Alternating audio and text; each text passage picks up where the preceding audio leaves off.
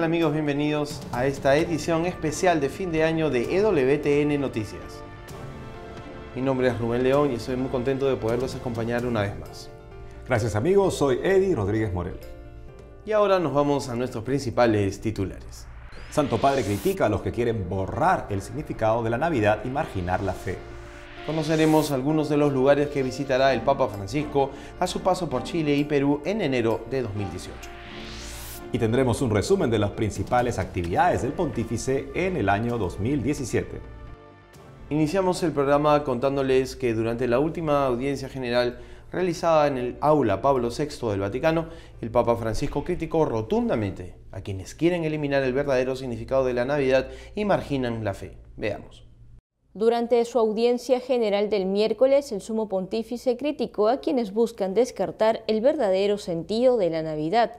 Al respecto, el Santo Padre manifestó que en este tiempo, especialmente en Europa, se da una especie de desnaturalización de la Navidad, es decir, que en nombre de un falso respeto de quien no es cristiano, se pretende eliminar de la fiesta toda referencia al nacimiento de Jesús. Por ello, el pontífice señaló que el nacimiento del Señor es la única y verdadera Navidad, ya que sin Jesús no hay Navidad, y agregó que si en el centro está Él, entonces todo alrededor, junto a las tradiciones locales, incluidas las comidas características, crean una atmósfera de fiesta, pero sin Jesús la luz se apaga y todo se convierte en algo falso, en solo apariencia. El Papa explicó que los cristianos deben encontrar la luz de Jesús que, hecho hombre como nosotros, nace de una pobre chica desconocida en un establo. Finalmente, el Santo Padre señaló que Jesús se presenta también hoy a nosotros como un regalo de Dios para la humanidad, que está inmersa en la noche, y animó a los cristianos a ser don para los demás. Por otro lado, a menos de un mes de la llegada del Papa Francisco al Perú, la Iglesia de Lima presenta, mediante un entretenido video, los 5 lugares que visitará el Santo Padre durante su paso por la capital peruana.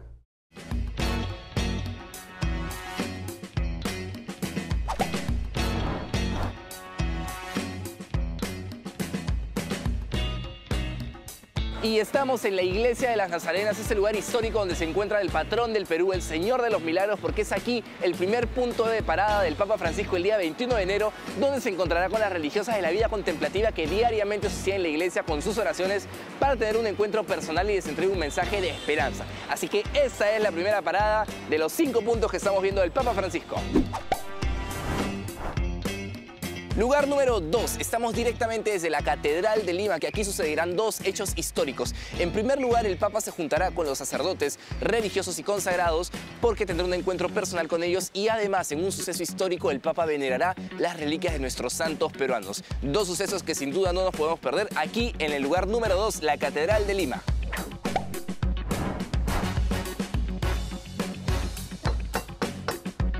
Y estamos aquí afuera del Palacio Arzobispal, ahorita me van a abrir la puerta porque aquí el Papa Francisco en el punto número 3 va a tener una reunión con todos los obispos del Perú.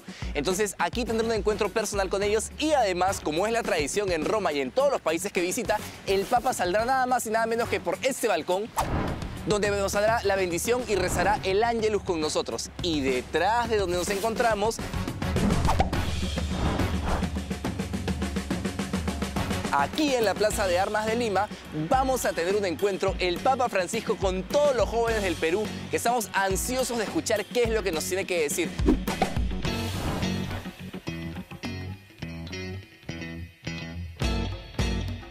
Lugar número 5, el lugar final donde nos despedimos del Papa, la base aérea de Las Palmas. Es ahí donde va a suceder la multitudinaria misa y además donde el Papa nos dará su bendición tan esperada que todos los peruanos necesitamos con urgencia. Y esos son los 5 puntos que tienes que conocer para saber dónde va a estar nuestro querido Papa Francisco en su visita al Perú. Pero lo más importante que creo que tenemos que tener todos en la cabeza y en la mente es que el Papa viene a traernos algo muchísimo más que una simple visita. El Papa viene a traernos esperanza y nos está pidiendo con suma urgencia que los peruanos nos unamos como hermanos en la esperanza. Así que todos los que veamos este video, preparémonos desde ese tiempo para recibir al Papa Francisco con nuestros brazos abiertos. Y a ti, querido Papa, si nos estás escuchando, no tienes idea de las ganas que tenemos de verte. Así que ven pronto y ven ya. Y te esperamos aquí los peruanos unidos por la esperanza. ¡Chau!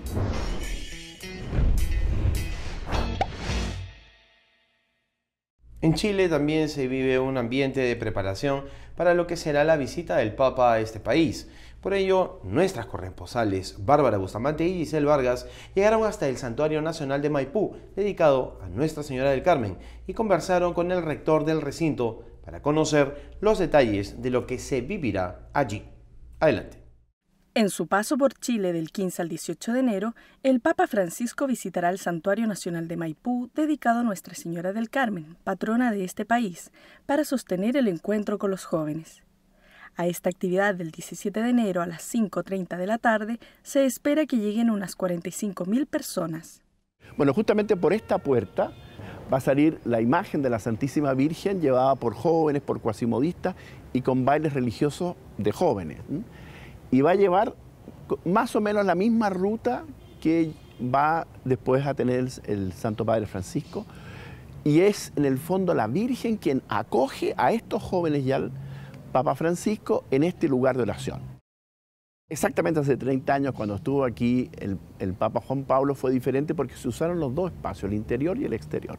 Esta vez, por la concentración del tiempo, se pensó que era mucho mejor concentrarnos todo adelante, por eso traemos la imagen y la colocamos aquí. Va a haber un intercambio de regalos. El Papa le va a regalar un rosario a la Santísima Virgen y ella le va a regalar un regalo sorpresivo que sabrán exactamente solo ese día. La visita del Papa Francisco al Santuario Nacional de Maipú está marcada por la celebración de los 200 años desde que el pueblo de Santiago elevó la promesa de levantar un templo a la Virgen del Carmen, donde se sellara la independencia de Chile. Dejémonos sorprender por lo que Dios, a través del Santo Padre, nos va a regalar en palabra y en gesto. Ahora queremos recordar con ustedes algunos de los momentos más resaltantes de las actividades del Papa en el 2017. Por eso empezamos este resumen del año con el importante viaje del Santo Padre a Egipto. Veamos. El Papa Francisco se embarcó en un viaje a Egipto del 28 al 29 de abril y que tuvo como objetivo llevar un mensaje de paz y unidad entre cristianos y musulmanes. A su llegada, el pontífice se dirigió al Palacio Presidencial para tener un encuentro con el presidente de la República, Abdel Fattah al-Sisi. Más adelante, visitó la Universidad de Al-Azhar, centro de aprendizaje islam sunita, en el que fue recibido con un caluroso abrazo por el jeque Ahmed el-Tayeb, gran imán de este centro de estudios. En su discurso, el Santo Padre habló sobre la paz y afirmó que se requiere un compromiso para combatir el extremismo religioso. Para contrarrestar eficazmente la barbarie de los que fomentan el odio e incitan la violencia, debemos acompañar a los jóvenes en el camino a la madurez y enseñarles a responder a la lógica incendiaria del mal, trabajando pacientemente para el crecimiento de la bondad. Más tarde, el pontífice y el presidente egipcio ofrecieron un simbólico discurso ante diversas autoridades. Me alegra confirmar todo mi aprecio y queridos sentimientos por su santidad el Papa y su noble posición humanitaria que ha revivido la esperanza de la humanidad. Nos une y no nos desgarra. Es unificante, no divide. Egipto, que en los días de José salvó a otras personas del hambre, hoy está llamada a salvar a esta amada región de una hambruna de amor y fraternidad. Está llamada a condenar y vencer toda violencia y terrorismo. Posteriormente, en la noche del viernes 28 de abril, el pontífice se reunió con el Papa Tawadros II, patriarca de la Iglesia Copta Ortodoxa, con quien firmó una histórica declaración conjunta que permite no repetir el bautismo administrado a los fieles que deseen pasarse de una iglesia a otra. A la mañana siguiente, el 29 de abril, en su segundo y último día de visita en Egipto, el Papa Francisco celebró la Santa Misa en el Estadio del Ejército de El Cairo, ante más de 25.000 egipcios católicos. Cari fratelli e sorelle. Queridos hermanos y hermanas, Dios solo se complace en una fe proclamada por nuestras vidas, porque el único fanatismo que los creyentes pueden tener es el de la caridad. Cualquier otro fanatismo no viene de Dios y no le agrada. De esta manera, el Santo Padre concluyó un histórico viaje a Egipto, llevando un mensaje de paz y con la mirada puesta en fomentar una cultura de respeto, tolerancia y unidad entre fieles de distintas confesiones. Y del 12 al 13 de mayo de 2017, el Papa Francisco viajó al santuario de la Virgen de Fátima en Portugal, con motivo de la conmemoración del centenario de las apariciones marianas en Cova de Iria. Estos días sin duda estuvieron marcados por un clima de mucha fe y devoción. Uno de los viajes más esperados del año ha sido la peregrinación del Papa Francisco al santuario de la Virgen de Fátima en Portugal, al cumplirse los 100 años de las apariciones de la Madre de Dios a 3 pequeños pastores. Como era de esperarse, el viernes 12 de mayo, el Santo Padre haría su ya acostumbrada visita a la Basílica de Santa María la Mayor en Roma para encomendar su viaje ante la imagen de la protectora del pueblo romano. Horas después, el Papa arribó al aeropuerto de Monterreal, en Portugal, donde fue recibido por el presidente portugués Marcelo Rebelo de Sousa y oró en la capilla del lugar.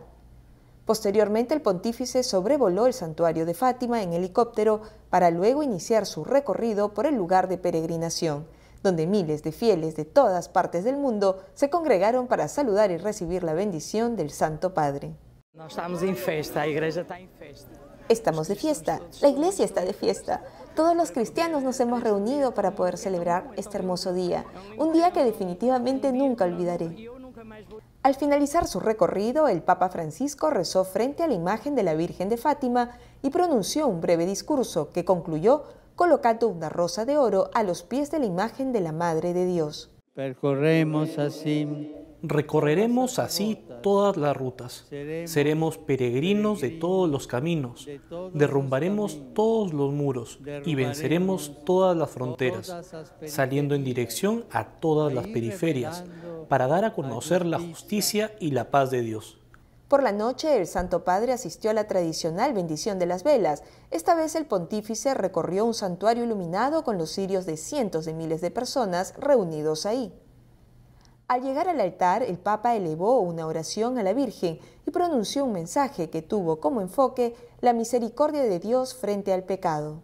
Al día siguiente, sábado 13 de mayo, el Santo Padre presidió la misa de canonización, donde declaró santos a los pastorcitos Francisco y Jacinta Marto, los primeros niños en la historia de la Iglesia que llegan a los altares sin ser mártires.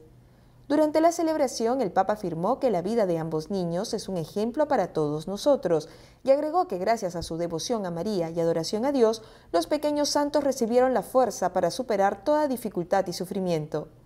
Luego, con un pañuelo blanco en mano, el Santo Padre se despedía de la Virgen, concluyendo así su peregrinación al santuario de Fátima por los 100 años de las apariciones.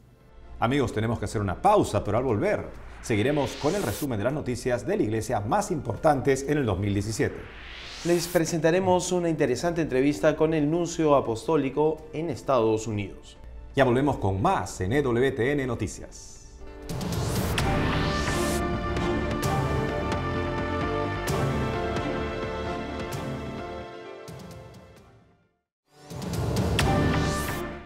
Continuamos con nuestro resumen de los mejores momentos del pontificado del Papa Francisco durante el 2017 y ahora les compartimos la inmensa alegría que vivió el pueblo colombiano con la visita del Santo Padre. Veamos lo que se vivió allí. El viaje del Papa Francisco a Colombia estuvo plagado de momentos inolvidables que marcaron el corazón del pueblo colombiano en su camino hacia la unidad y reconciliación. El viernes 8 de septiembre inició con la partida del Santo Padre hacia la ciudad de Villavicencio, donde celebró una multitudinaria misa que reunió alrededor de 500 000 de personas en Catama por la beatificación de Monseñor Jesús Jaramillo, obispo de Arauca, y el Padre Pedro Ramírez, mártir de Armero, en el día de la Natividad de la Virgen María.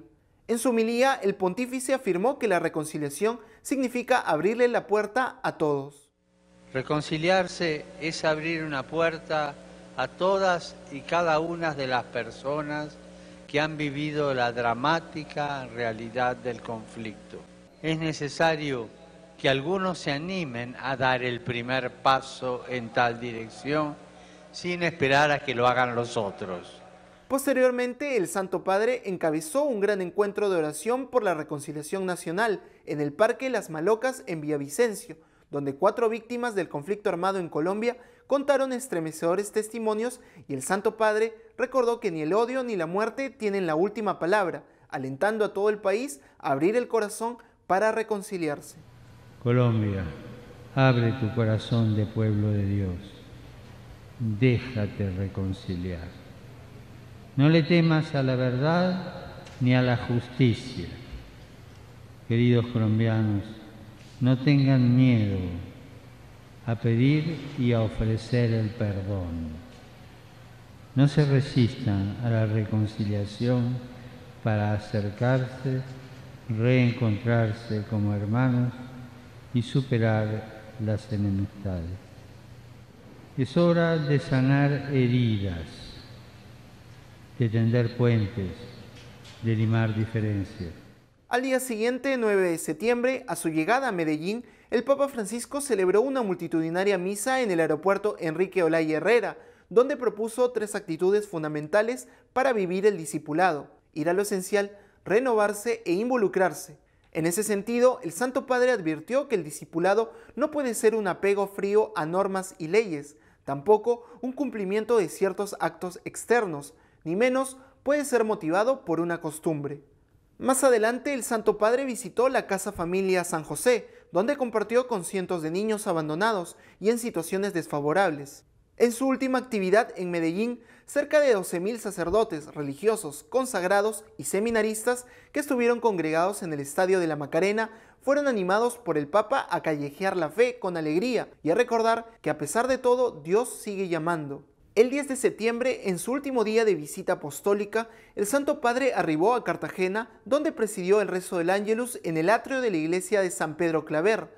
Ahí reflexionó sobre la necesidad de amar a los descartados e hizo un llamado para que se solucione la crisis en Venezuela. Finalmente, en el último gran evento que presidió en Colombia, el Papa Francisco celebró una multitudinaria misa en el área portuaria de Cartagena, donde llamó a cumplir el lema de su visita: dar el primer paso e ir al encuentro del hermano. En sus palabras de despedida, el Santo Padre agradeció el esfuerzo por haber hecho realidad la visita y finalizó pidiendo al pueblo colombiano que no se queden en el primer paso, sino que sigan caminando cada día para ir al encuentro del otro, en búsqueda de la armonía y de la fraternidad. El 2017 también estuvo marcado por la llegada a los altares de muchos mártires de la fe, entre ellos los niños de Tlaxcala, de México. Y para profundizar sobre el mensaje de la canonización de estos pequeños en los tiempos actuales, conversamos con Monseñor Julio César Salcedo, obispo de Tlaxcala. Estamos muy contentos en México por este don que se nos ha concedido, el don de la canonización, y pues este es motivo de alegría porque es eso, es un don que se nos ha concedido. Estos 3 niños son de Tlaxcala, fue la primera diócesis, la cuna de la evangelización, donde llegaron los franciscanos, y los franciscanos se fundaron una escuela, la Escuela Franciscana de Catequesis, de Evangelización. Los niños participaban de esta escuela, ahí comenzaron a crecer en la fe. Y en el conocimiento del Evangelio, en el conocimiento de la fe cristiana, ellos supieron asumir profundamente pues todos los procesos de fe, de conversión. Los niños, al recibir la semilla del Evangelio, sintieron la necesidad también ellos de compartir lo que habían descubierto. Y desde ahí anunciaron el Evangelio. Posteriormente, pues vino el martirio en 1527 de Cristóbal, el primero, y de los otros 2, 1529. Cuando el Espíritu Santo permite una canonización o hace patente una canonización, siempre quiere llamar nuestra atención sobre algunos aspectos. Yo creo que esta canonización se nos está diciendo, entre los muchos mensajes que tiene la canonización, que volvamos la mirada a los adolescentes. Los adolescentes no son niños, no son jóvenes, tienen una riqueza muy fuerte, muy profunda, y el Espíritu Santo nos está diciendo, vayamos a los adolescentes, vayamos a ellos. Hay riqueza humana, espiritual, cultural, son generosos, y desde ahí ellos se convierten en catequistas, evangelizadores, misioneros, como lo fueron los niños mártires. Por otro lado, el cardenal Angelo Amato, prefecto de la Congregación para las Causas de los Santos, presidió en Madrid la beatificación de 60 mártires de la familia vicenciana que murieron durante la persecución religiosa de los años 30 del siglo pasado. Imitar a los mártires, siguiendo su ejemplo de esperanza y coraje, fue la invitación que el prefecto de la Congregación para las Causas de los Santos, cardenal Ángelo Amato, hizo durante su homilía al presidir en Madrid, España, la beatificación de 60 mártires de la familia vicenciano-vicentina, quienes murieron durante la persecución religiosa en el país en el siglo XX. El purpurado también pidió imitar de los nuevos mártires el orar por los verdugos, ofreciendo a nosotros el regalo precioso del perdón. Aseguró además que con frecuencia en España se realizan beatificaciones de esa fatídica persecución religiosa entre los años 1936 y 1939, años oscuros que cubrieron la nación con la sangre de personas inocentes e indefensas, ya que en muchas regiones españolas reinaba el hostigamiento y la arbitrariedad más absoluta con el único objetivo de aniquilar a la Iglesia Católica. Cardenal Amato también afirmó que los atroces sufrimientos de nuestros mártires los hace testigos de la vida buena del Evangelio. A la ceremonia de beatificación asistieron 8 cardenales, 30 obispos, un centenar de sacerdotes y más de 3.000 fieles de los 5 continentes que llegaron a la capital española para ser parte de este momento en la historia de la Iglesia. Este año, a través de un motu propio, el Vaticano estableció una nueva vía para alcanzar la beatificación. Recordemos de qué se trata. El heroico ofrecimiento de la vida, aceptando una muerte segura, es ahora una nueva vía para alcanzar la santidad.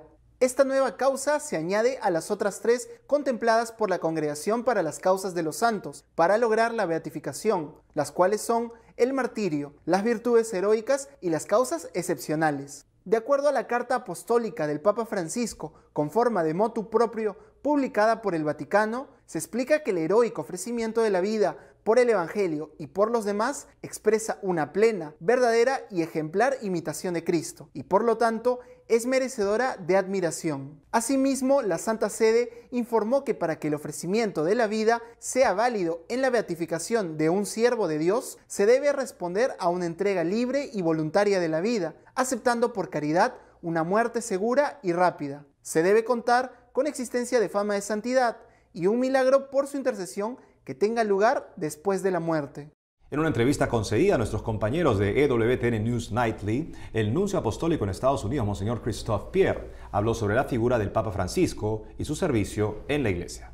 Arzobispo Christophe Pierre, muchas gracias por acompañarnos en EWTN News Nightly. Gracias por la invitación. Arzobispo, en los rápidos y agitados 4 años y medio desde que el Papa Francisco ha sido Papa, se ha escrito mucho sobre él.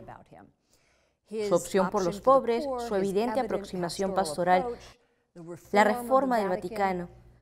Ahora parece que estamos presenciando una nueva fase de su interés, las raíces intelectuales y culturales que lo conducen. ¿Cuáles son?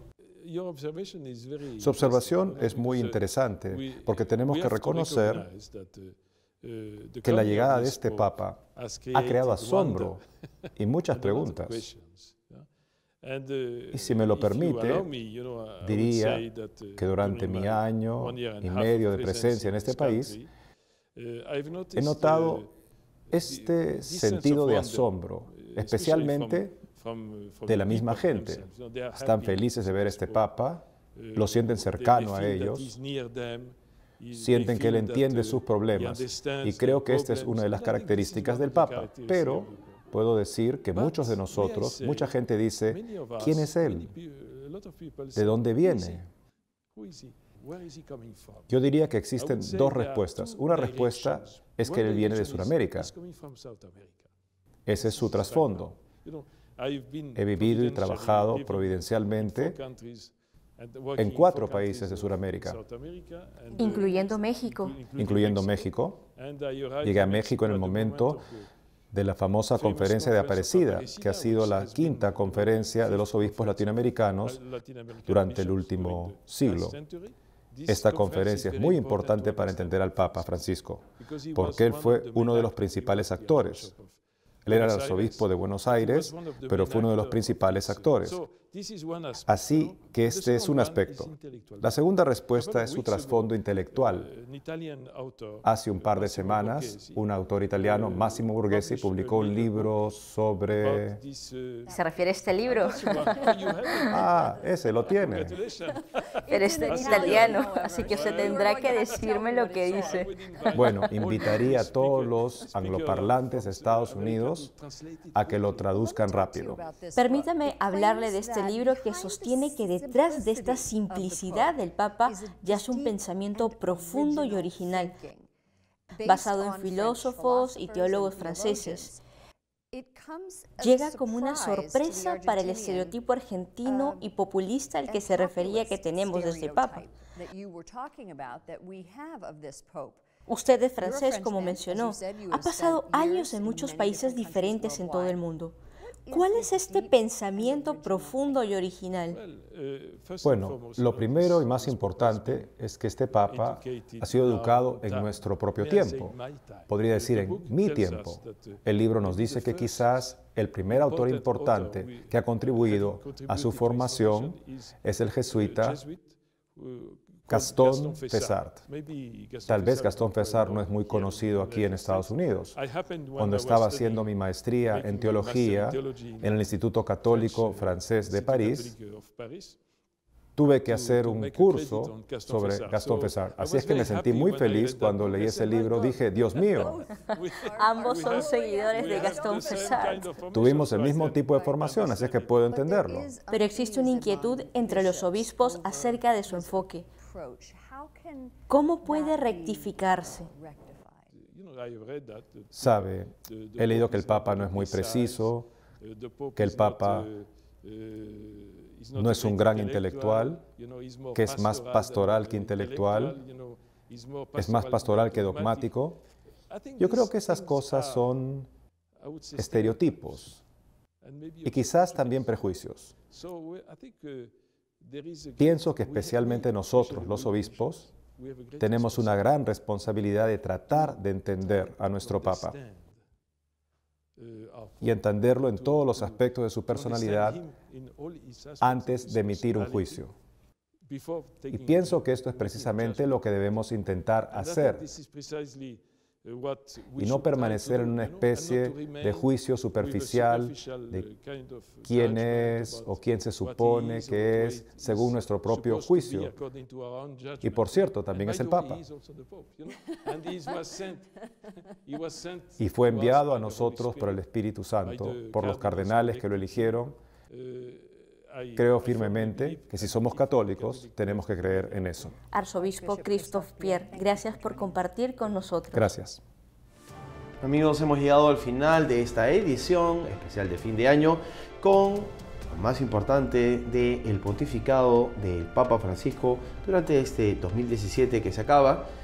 No tenemos sino que agradecer su amable compañía a lo largo de todo este año y pedirle a Dios que los siga bendiciendo ahí en sus vidas, ahí en sus hogares, con su presencia a lo largo de todo el 2018. Lo mejor del 2017, entrando el 2018, cooperando con Dios y haciendo buenas resoluciones. Muchas gracias, amigos. Que Dios los bendiga.